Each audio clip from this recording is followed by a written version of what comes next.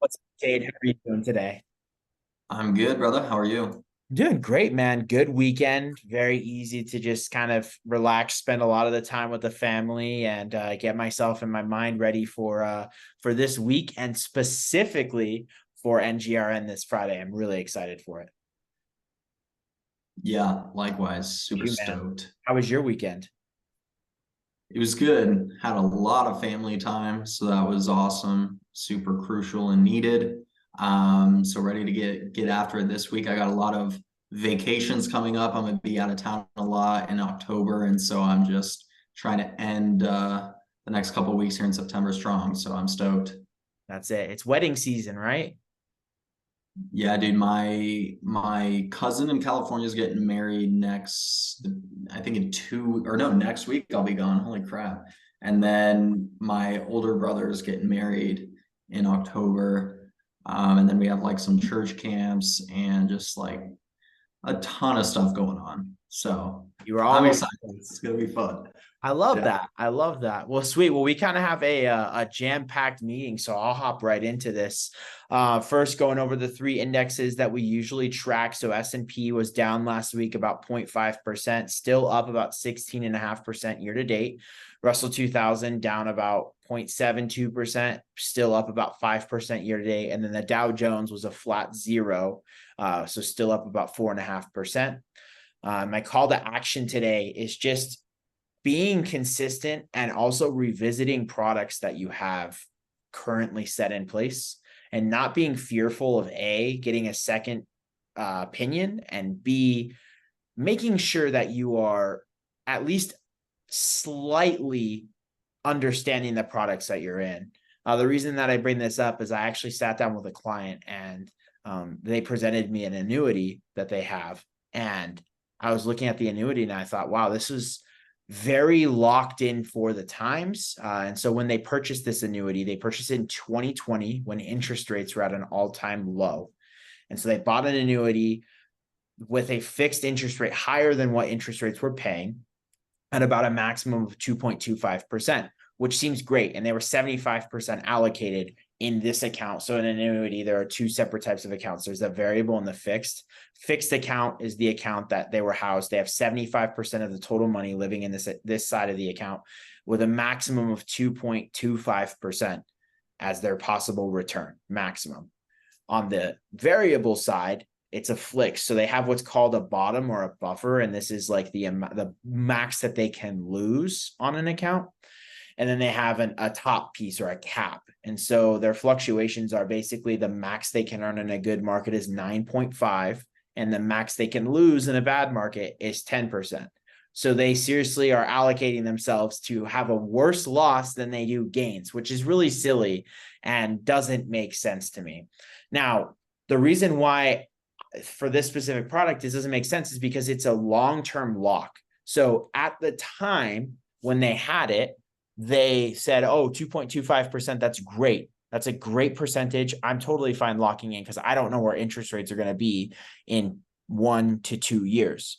Right. But the problem with this is that they've locked themselves into this product and they'll pay a boatload of money in fees if they pull their money out for 8 years. They're in an 8-year surrender schedule. So Wow. they're locked in this product. And so reason being is like, if you don't understand those types of products and those nuances of the products, you wouldn't know that you've just locked your money away in an 8-year product and can't touch it. And you're getting lackluster returns for that whole entire time. And you're basically in a losing product where you're going to lose either way. And so you hope for the best in positive returns in the market, but you're still not going to get safe, good money. I mean, you could take that money and invest it elsewhere in a safe account right now and generate about 8% returns if you're investing it correctly. So they're losing out about 6%. So Wow. all of that to say, constantly be in touch with your financial professional. Make sure you trust that they're going to make the right decisions for you and not the best decisions for them.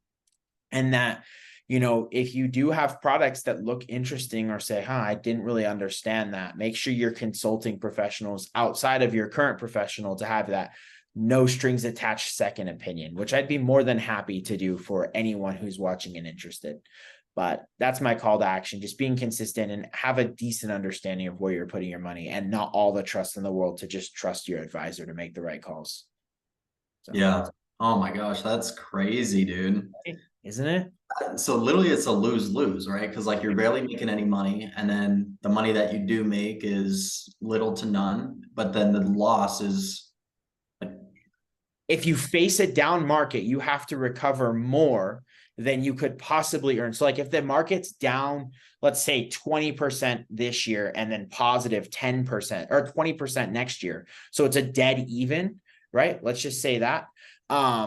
You're going to lose 10% on your portfolio, and you won't lose anything more than that. But the max you'll earn is that 9.5%. So you will not even catch back up. And there's also some numbers in math that make that not true, even if you got a 10% return, but it doesn't matter. You're going to lose more money than you can ever make up, and it's going to take you several years to catch back up of positive right, markets if you went to the max. So right. yeah, wild product. So how about you, Mr. Cade? What is your update? I know you've got some crazy updates, and I'm excited to hear about them. Yeah, absolutely. So I'm actually not going to do my traditional market update for a specific little sub-market here in Southern Arizona. Instead, I have two really big items that I'd like to discuss. The first being that the USDA loan, if you have not heard, is no longer eligible in the Southeast and Green Valley areas. Oh, So basically what the USDA loan was and is, I mean, it's still an active thing. It's just no longer eligible here in these markets, is a 0% down, 100% financed loan. And it really helps out people with little to no cash to buy, their first home. I personally have family, I have friends, I have clients who have used USDA loans here in Saudi at the Green Valley. It's a great product, an awesome product, and it even had really competitive interest rates compared to most debt products. So the fact that the USDA, redid their area eligibility for this year, and that we didn't make it as far as Saudi at the Green Valley is concerned is kind of a hit to the stomach for a lot of buyers who are trying to make ends meet and still get in their property. So it's just one less tool in the toolbox that we as professionals and consumers who are trying to buy have accessible to them. So a little bit sucky, but in the same sense, we knew it was coming. I mean, it's been in talks for decades at this point that at some point it will no longer be available, strictly because, and hold on, strictly because we're just outgrowing the USDA eligibility here in these markets. So it's just a matter of time. But it is really big news. So as soon as October 1st, USDA loans will no longer be applicable.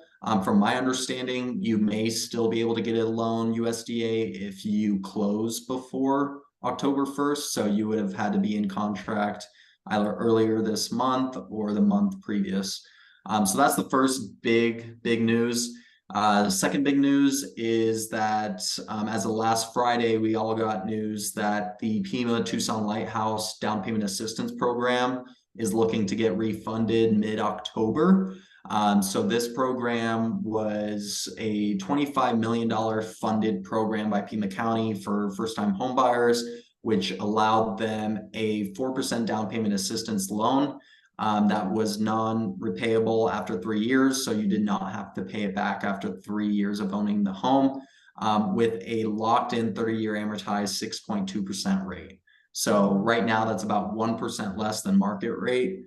And the funds ran out within a month. So word is that Pima County is going to fund even more than $25 million this time around.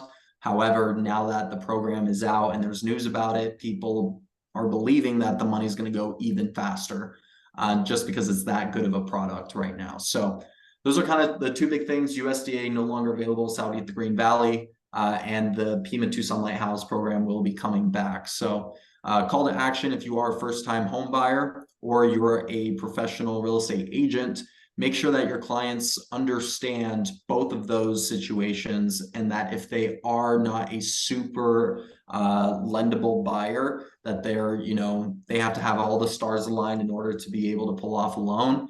Make sure they know that there are options out there for them and that they're always changing. So they really need to be active in the game, speaking with lenders to make sure that they're, attaining the best products out there. So those are my two big pieces of news. And a question for you. So can someone who was looking in the Green Valley and Sahuarita area, who was possibly going to leverage the USDA, but just couldn't get their finances lined up quick enough, can they convert that over to the Lighthouse program and still make possibly the same deal work? Yeah, absolutely. Absolutely. So that's a lot of the conversations I'm having right now, updating buyers is, hey, USDA is no longer available. However, there is a product on the horizon that I know will be coming that I think would make a lot of sense for you. And so what I'm telling buyers that if they are in the market right now, they should probably get, qualified within the next week, if not sooner.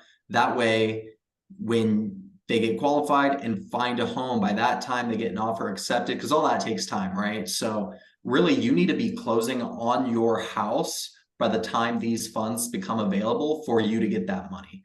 Otherwise, it's going to be too late in the game and you won't get access to it. So really you need to be under contract and like within a couple of weeks of closing when this money becomes available. That way you can ensure you get that money. So that's kind of what I'm telling buyers right now. That they can access it if they're a first-time home buyer, but you better be in contract within the next couple of weeks here, because that money's gonna fly. It's gonna be gone real quick. So, but yes, you can use it. And typically, if you're using a USDA loan, you're a first-time home buyer anyway, you're probably in a similar situation that most buyers find themselves who are benefiting from the Lighthouse program. They have little to no cash, for their down payment or their closing costs. So their cash to close is really not there. So a lot of those types of buyers are really benefiting from this Lighthouse program. Love that. Love that. That is awesome. So, and yeah, if you have any questions about, anything that we discuss on this, definitely reach out to Cade. I always do it the wrong way. He is the number one guy in the real estate world that I know. So give him a call, chat with him. He's the guy to ask all the questions to. So thanks, brother. And likewise, if you guys need, I know Drew, you and I are going to sit down soon, just to discuss the next year and kind of put an action plan together. Guys, it's so important to meet with people. I can't tell you, I've been on the phone with buyers all morning this morning, and literally just had a conversation where the guy is like, yeah, we do want to buy, but we need to handle some debts first. And I said, okay, so you do want to buy, but you need to handle debt. Is that right? He said, yes. And I said, okay, I can tell you, I have these conversations every single day. And most of the time, this is what happens. You tell me you want to buy, a year goes by, you never get in the position. And then we're right back in the same spot a year from now, having the same conversation. So I said, it is very important as you, a buyer, if you do want homeownership, if that's something you actually want to do and it makes sense for you and your family, come and meet with professionals to put an action plan together to make sure that when you guys do want to buy, you are in a position to do it. It's no different than meeting with Drew and getting your financials in order for retirement or anything like that. Same for insurance or investing, whatever you're doing. Make sure you guys are meeting with professionals early on, even if you feel like you're not even in a position to do it. I met with my first lender 2 years before I bought my first place, right? So make sure you're having those meetings and you put an action plan together to quicken up that process, because you may be in a better position than you think. Absolutely. And that's the number one thing, right? Is I will stress on that and hit on that as well, drive that into the ground. Like knowing multiple lenders, never once have I ever sent a lead to a lender and said, hey, this lead is, a year or two out, but they want to start getting their process in line, and that they were upset with me about it, right? Like they were happy. They said to me, it's great to know that they are 2 years out. We'll work with them for those entire 2 years. It doesn't hurt to have a 30-minute phone call once every few months to check in, make sure that they're doing what they need to do, being in top and being consistent on, top of mind. So that way, when they are ready, it's super smooth and easy because this lender has now coached them through the entire process to say, look, this is a pre-qualified buyer now that I can guarantee has the money because I've worked with them. I put my own personal stamp on. They pass it off to the realtor, and the process goes so much smoother. So same as you, I mean, I sat with my first lender 6 to 12 months to say, how do I build my credit the fastest? How do I put myself in the best position so that when the right deal comes along and the right interest rates come along, you can be on it. They've got all your information. Yeah. They've got everything locked in. It's super easy to just flip the switch on and go. So, right. Absolutely. It. Awesome, brother. Well, dude, do you have a quote for today?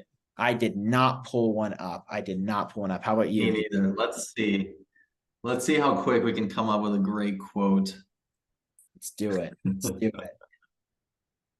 Oh, I think I might actually have one handy. Yes, I do. So I met with one of our members. His name's Liam, and he's taken on a new business venture. Very excited about that. But he had a quote on his iPad and he showed it to me. And so I feel like maybe we should hit on this. And this quote was, yeah, definitely. Peace comes from a different place. It starts by seeing within others and within ourselves that which is not selfish, but brave and generous and idealistic and has good intentions. So I think that that's super cool to live by, understanding that peace is not a selfish. It doesn't come from within. It comes from making sure that everyone around you is taken care of and that you have, your best interest and their best interest all at heart. And you're living in this synchronized type of world. So I love it. Yeah. Dude, I love that. I love that. Because dude, it's true, man. Like, think about it. Why do you get up in the morning and go to work? You're gonna die anyway. Yeah. You're gonna die anyway. So what's the point? Why do you get up and work? For my future family. For my and for what my why is, which is generosity and that ability to give love, opportunity, knowledge, wealth, all of that. So the same thing. Why do you wake up in the morning? Similar? Yeah, similar to, build a future for my family that, I'm able to provide, and then that we're able to then take and, grow God's kingdom, right? Because in order to love others, you got to love yourself. And in order to take care of others, you got to take care of yourself. So, if you're on a mission to truly be generous to other people and serve other people, you have to look out for yourself and your own first, because you're not going to be able to bless others if you're not in a position to do so, right? So absolutely. I think you and I both getting into that position where we are in a position where our families are taken care of, we're blessed financially, that we can then give and do things that we truly bring us joy. And that's just like the quote. So absolutely. Sure.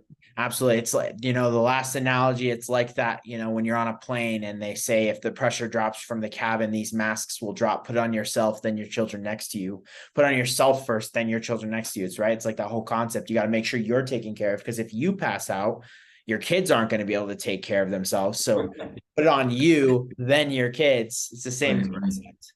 So everybody watching, take care of yourself. That's it. Take care of yourself and come on September 22nd to the Sands Club. Our meetup, 5:30 to 8:30, the huge. Kate will be our guest speaker, so very excited about that. And take care of yourself, but also be in a world and in a room full of people who will also take care of themselves, but then take care of others. So it's a great place to do it. Absolutely. So, love it. Well, thank you so much, brother, and see everyone on Friday. That's it. You take care.